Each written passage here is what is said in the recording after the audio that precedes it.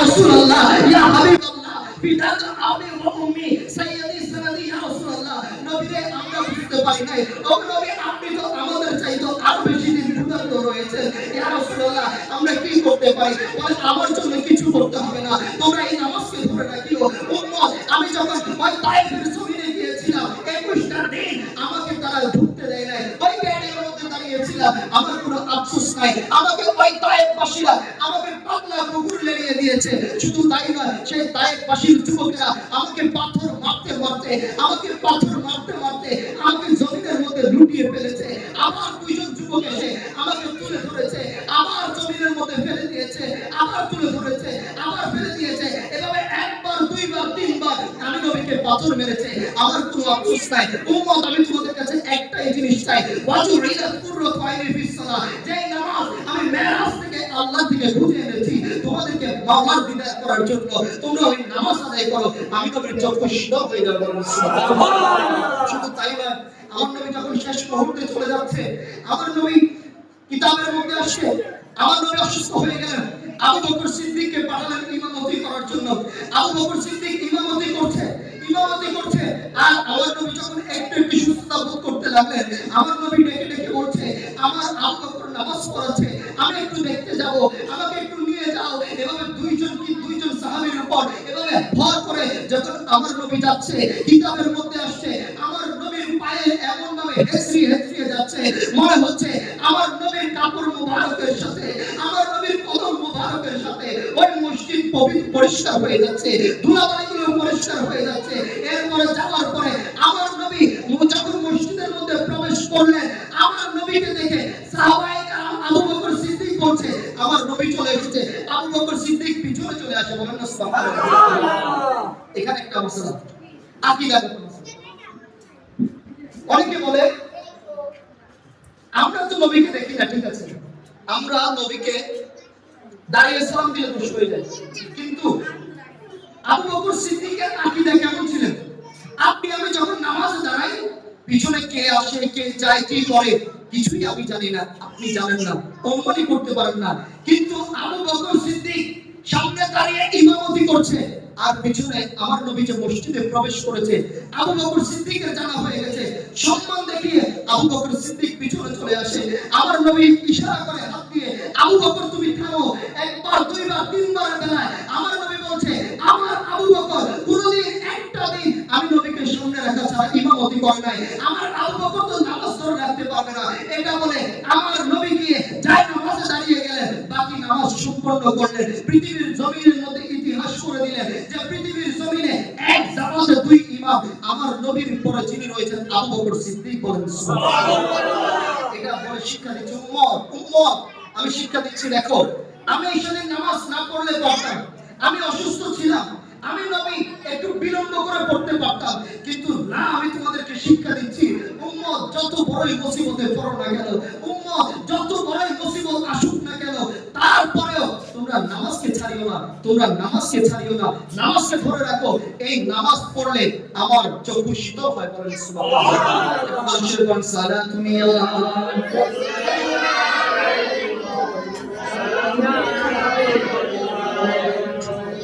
ইমাম হুসাইন আমরা তো মাথা হাত বাঁচানোর জন্য হাত দিয়ে দেই কেউ আঘাত করতে আসলে আগে হাতটা বসিয়ে দিই কিন্তু ইমামে হুসাইন তিনি কে ছিলেন তিনি হকের উপর এমনভাবে অটল ছিলেন তিনি বলছে যে ইমামে হুসাইন হুসাইন আপনি যদি সেদিন একবার এজিদের হাতে হাত দিতে হতো না আপনি শুধু একবার বললে হতো যাও এজিদকে বলিও তাকে মেরে নিয়েছি আপনার তো ওই জান্নাতের হুরের চাইতেও সুন্দর হুরের চাইতেও দামি ওই নবী বংশের রমণীরা তাদের হাতের মধ্যে হাত বেড়ে পড়তে হতো না কুফার অলিতে বাজারে তাদেরকে ঘুরতে হতো না তাদেরকে এত নির্যাতন আর এজিদ করতো না আপনাকে শহীদ হতে হতো না কাসিম ইবনে হাসান শহীদ হতো না আব্বাস আলমদার শহীদ হতো না আপনি শহীদ হতে হতো না আপনি সেদিন হাতটা কেন দিলেন না ইমাম হুসাইন ডেকে ডেকে বলছে আরে এজিদ বাহিনী শুনে রাখো আমি কেন হাত দেব কারণ এই হাত আমি হুসাইনের একার হাত না তো এটা কার হাত বলে এই হাতের উপর রয়েছে সিদ্দিকের আকবর সাদাকাতের হাত এই হাতের উপর রয়েছে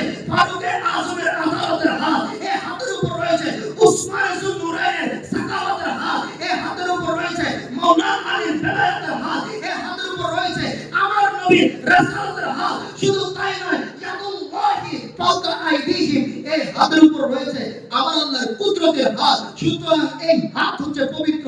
এই হাত কোন নাপাকি শরাবি এজিদের হাতে দেওয়া যাবে না। বাস ইমামে হোসেন যখন কারবালার জমিনে ঢুকে গেলেন, শেষ করে দিচ্ছি, মনে হচ্ছে ইমামে হোসেন যাওয়ার আগে ভাষণ দিচ্ছে, বলছে তাদেরকে, ও এজিদ বাহিনী, তোমরা আমাকে যুদ্ধ করতে এসেছো, আমি এখনো বলছি তোমাদের রক্তের পিপাসা লেগেছে, কাসেম ইবনে হাসানকে দিয়ে দিয়েছি, তোমাদের রক্তের পিপাসা লেগেছে, আব্বাস আলমদারকে দিয়ে দিয়েছি, তোমাদের রক্তের পিপাসা লেগেছে, কাসেম ইবনে হাসানকে দিয়ে দিয়েছি, আলী আকবরকে দিয়েছি, আলী আসগরকে দিয়েছি, এভাবে 71 জনকে দিয়ে দিলাম, তোমাদের রক্তের পিপাসা লেগেছে দিয়ে দিলাম। কিন্তু হ্যাঁ, আমি হুসাইন, তোমরা যদি তওবা করো আমি নানার কাছে তোমাদের জন্য সুপারিশ করে তোমাদের জন্য ক্ষমা চেয়ে নিব। কিন্তু খবরদার আমি হুসাইনের দিকে আসো না, আমি হুসাইন হচ্ছি দিন, শাহ আসতে হুসাইন, দিন আসতে হুসাইন, দিন বাংলা আসতে হুসাইন, আমি হুসাইন হচ্ছি দিন, আমি হুসাইন দিন। আমার কাছে যদি আঘাত করো তোমাদেরকে আমার নানার কাছে সুপারিশ করার মতো কেউ থাকবে না। তারপরে যখন এজিদ বাহিনী মানলেন না, ইমামে হুসাইন যখন ওই কারবালার জমিনে ঢুকে গেলেন, সবাই দেখতে পেলে মনে হচ্ছে লক্ষ লক্ষ কুকুরের মধ্যে একটা সিংহ প্রবেশ করেছে। ইমামে হুসাইন ওই চুনচুল ঘোড়া নিয়ে যখন যাচ্ছে, ওই তরবারি জুলফিকার মাওলা আলীর তরবার যখন আসমানের মধ্যে তুলছে, আসমান প্রকম্পিত শুরু করছে। শুধু তাই নয়, ওই ইমামে হুসাইন যখন যাচ্ছে, মনে হচ্ছে আদম থেকে ঈসা পর্যন্ত সমস্ত নবীদের দোয়া ইমামে হুসাইনের উপর ভর করেছে। বলেন সুবহানাল্লাহ। ইমামে হুসাইন যাচ্ছে, যেদিকে যায় তো কেটে ফেলে, যেদিকে যায় তো কেটে ফেলে, কাটতে কাটতে বলছে, আমাকে 2 রাকাত নামাজ পড়ার সুযোগ দাও। হঠাৎ করে তরবারি এভাবে থামিয়ে ফেললেন। কেন থামিয়ে ফেললেন? কারণ ওই তাবুর মধ্য থেকে আযানের আওয়াজ ভেসে এসেছে।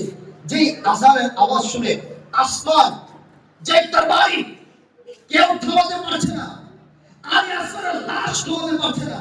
যে তরবারি কাসেম ইবনে হাসানের লাশ থামাতে পারে নাই, যে তরবারিকে আব্বাস আলমদারের গর্দান যাওয়া বাজু কাটাকে থামাতে পারে নাই, সেই তরবারিকে আযানের আওয়াজে থামিয়ে দিয়েছে। 2 রাকাত নামাজ পড়ার সুযোগ দাও। নামাজ আদায় করলেন। ও ইমামে হুসাইন নামাজ কেন চাচ্ছে? বলে নামাজ চাচ্ছি এই জন্য, দুনিয়ার জমিনে যা চেয়েছি নানার কাছে পেয়েছি, যা চেয়েছি নানার কাছে পেয়েছি। আমার নানা আমাকে দিয়েছে, আমার কপালে, আমার জিহ্বায়, আমার গলায়, আপাদে মস্তক এমন কোন জায়গা নাই যে আমার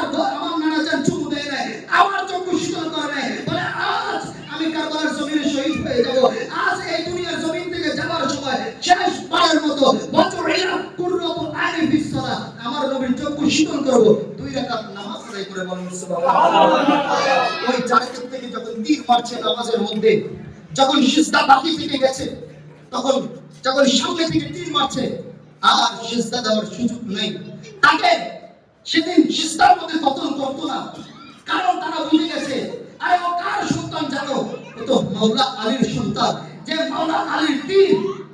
নামাজের ভিতরে বের করলে কোনো খবর পায় না। এটা বলার পরে সবাই বলছে ইমামে হোসেন যদি একবার উঠে যায় তো কেউ টিকতে পারবে না। এভাবে যখন তীর মারছে, চারিদিক থেকে তীর, নেজা, বল্লমের আঘাত, তরবারির আঘাত যখন আসছে, ওই একটা শরীরের মধ্যে কতক্ষণ সহ্য করতে পারে? তারপরও নামাজ চলমান, নামাজ চলমান, নামাজ চলমান। সামনে থেকে যখন তীর মেরে দিয়েছে, আর সিজদাতে যাওয়ার কোনো সুযোগ নাই, আর সিজদাতে যাওয়ার কোনো সুযোগ নাই। ইমাম হুসাইন ডেকে ডেকে বলছে, আল্লাহ, আর একটা সিজদা কি দিতে পারবো না? আর একটা সিজদা কি দিতে পারবো না? একটা সিজদার জন্য আমাকে আটকে দিয়েছো, আর একটা সিজদা কি দিতে পারবো না? তখন ইমাম হুসাইন বলছে, আল্লাহ, একটা সিজদা দিতে দাওনি তাতে কি হয়েছে? কাল হাসরের ময়দানে আল্লাহর কুদরতি কদমে এই একটা সিজদা দিয়ে আমার নানা জানের লক্ষ কোটি উম্মতকে জান্নাতে পার করে দেব। আল্লাহ পাক বলেছেন আমাদেরকে আমল করার তৌফিক দান করুন, আহলে বাইতের মুহাব্বত অন্তরে ধারণ করার তৌফিক দান করুন। আমি হুজুর থেকে ক্ষমা চেয়ে নিচ্ছি। আসলে আমরা হুজুর অনুমতি দেয় আমাদেরকে এই জন্য যে, কারণ উস্তাদের সামনে যখন জামিয়াতে আমাদের সিনিয়র, আমার উস্তাদের উস্তাদ, আমাদেরকে যারা পড়ান তাদেরও সিনিয়র হুজুর, তো তারপরেও হুজুরের সামনে বলা, তার মানে এটা আমাদের ভুল হলে নিজে নিজে অনেক কিছু বলা যায়, পুরো মাঠ পুড়িয়ে ফেলা যায়, কিন্তু ভুল হলে ধরানোর কেউ থাকে না। কিন্তু হুজুরের সামনে বলার সাহস করা এই জন্য যে একটা ভুল হলে হুজুর আমাকে শুধরে দেবেন, এই দোয়ার নজর আমি কামনা